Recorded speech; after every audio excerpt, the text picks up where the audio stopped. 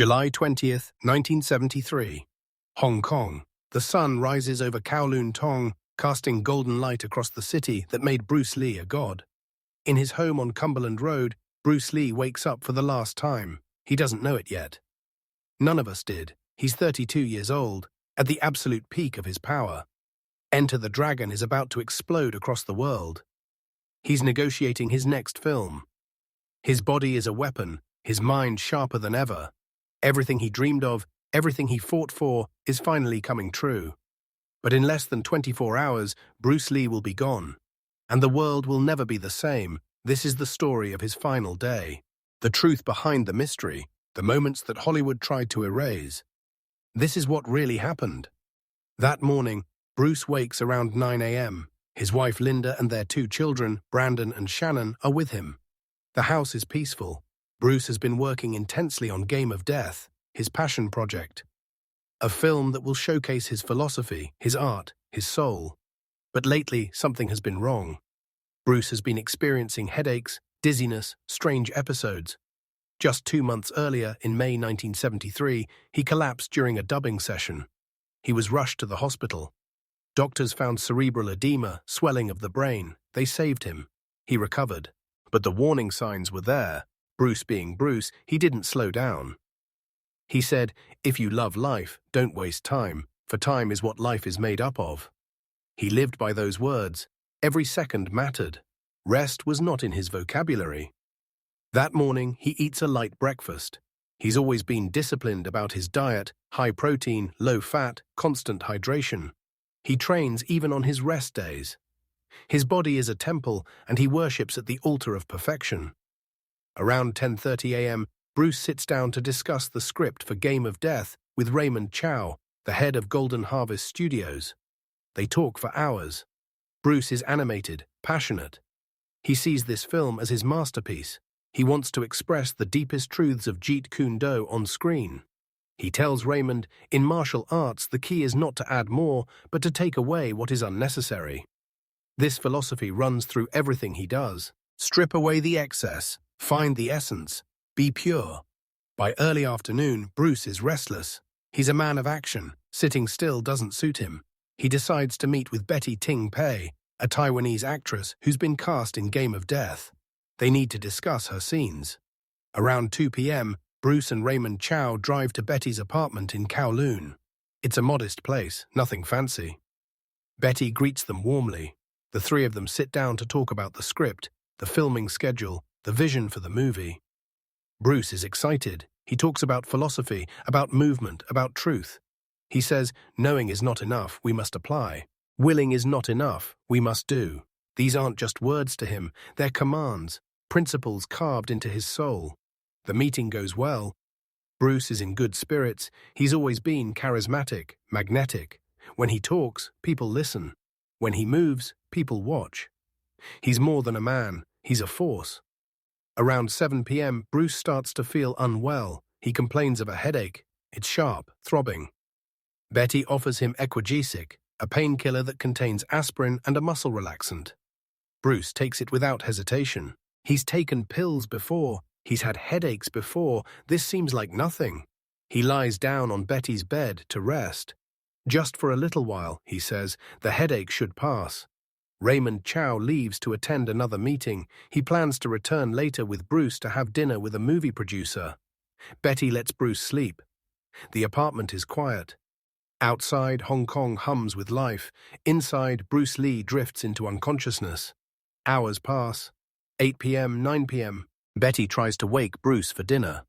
He doesn't respond. She shakes him. Nothing. His breathing is shallow. His body is still. Panic rises in her chest. She calls Raymond Chow.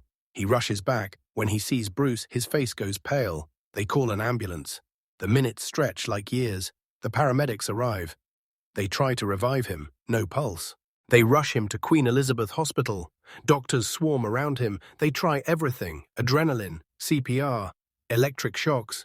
But Bruce Lee is gone. At 11:30 p.m., he is pronounced dead. Cause of death, cerebral edema, swelling of the brain, the same condition that struck him 2 months earlier. But this time, there's no coming back. The news spreads like wildfire. Bruce Lee is dead. The dragon has fallen. The world stops. But how? How does a man in perfect physical condition, a man who trains 6 to 8 hours a day, a man with 3% body fat, just die? The official story is cerebral edema caused by a hypersensitivity to equagesic, an allergic reaction, a tragic accident. But many don't believe it. Conspiracy theories explode. Some say Bruce was murdered by the Chinese mafia because he taught martial arts to Westerners, breaking sacred traditions. Others claim Hollywood elites wanted him dead because he was too powerful, too independent. Some believe it was a curse, the result of ancient forces angered by his success. There are whispers about his affair with Betty Ting Pei, whispers about drugs, whispers about everything. His family is destroyed. Linda is shattered. Brandon is 8 years old. Shannon is just 4. Their father, their hero, is gone. Bruce's body is flown to Seattle for burial. Thousands attend his funeral. Students, fans, legends. Steve McQueen, James Coburn, people whose lives he touched. The casket is carried by his closest friends.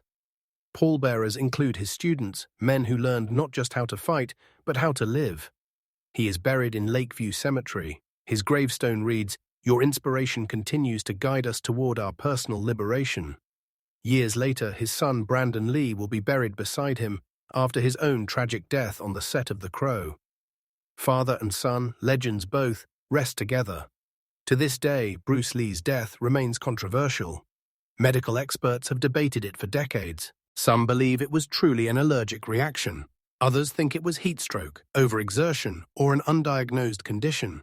In 2006, new research suggested Bruce may have had a condition that made him more susceptible to brain swelling. But nothing is certain. What we do know is this: Bruce Lee packed an entire lifetime into 32 years. He revolutionized martial arts. He broke down racial barriers in Hollywood. He became a global icon. He taught millions to believe in themselves. He said, "The key to immortality is first living a life worth remembering." And Bruce, you are remembered every day. In every corner of the world, in every person who refuses to be limited, in every soul who dares to be water. Bruce Lee's final day was not just the end of a life, it was the beginning of a legend. His death shocked the world, but his teachings continue to inspire. Be water, my friend. These words echo across generations. Water is soft, yet it can crash through stone. Water adapts, flows, never fights against itself. Bruce taught us that true strength is not rigid. It bends, it moves, it evolves. He believed in simplicity. It is not daily increase, but daily decrease. Hack away at the unessential. In a world obsessed with more, Bruce chose less. Less ego, less tradition, less limitation. He believed in self-knowledge. Knowing yourself is the beginning of all wisdom. Before you can defeat an opponent, you must defeat yourself, your doubts, your fears, your inner weakness. He believed in action. If you spend too much time thinking about a thing, you'll never get it done. Bruce didn't wait for permission. He didn't wait for approval. He moved, he created, he lived. Bruce Lee's influence is everywhere, in every martial arts school, in every action film, in every person who refuses to accept limits. Athletes quote him. Philosophers study him. Fighters idolize him. His books are read by millions. His films are watched by billions. His philosophy has been translated into every language on earth. People who have never thrown a punch still know his name. Because Bruce Lee was not just about fighting, he was about freedom. Freedom from fear, freedom from doubt, freedom from the prison of other people's expectations. He said, "Do not pray for an easy life, pray for the strength to endure a difficult one." Bruce's life was not easy. He faced racism, rejection, poverty, and pain, but he never stopped. He never surrendered. He became unstoppable. So what really happened on July 20th, 1973? We may never know the full truth, but perhaps the truth doesn't matter as much as the meaning. Bruce Lee's death reminds us that life is fragile, that time is precious, that legends are not immortal in body but in spirit. He lived every day as if it were his last, and on that final day he was still fighting, still creating, still dreaming. That's how he would have wanted it. Bruce once said, "The meaning of life is that it is to be lived, and it is not to be traded and conceptualized and squeezed into a pattern of systems." He lived fully, he loved deeply, He fought fiercely. And when he left a world forever changed. Bruce Lee may have died on July the 20th, 1973. But the dragon never dies. It lives in every person who dares to dream, in every warrior who refuses to quit, in every soul that chooses to be water. His final day was not an ending. It was a transformation, from man to myth, from mortal to immortal, and somewhere beyond time and space, Bruce Lee is smiling, because he knows his mission is complete. He lived a life worth remembering. And we will never, ever forget. Be water, my friend. Always.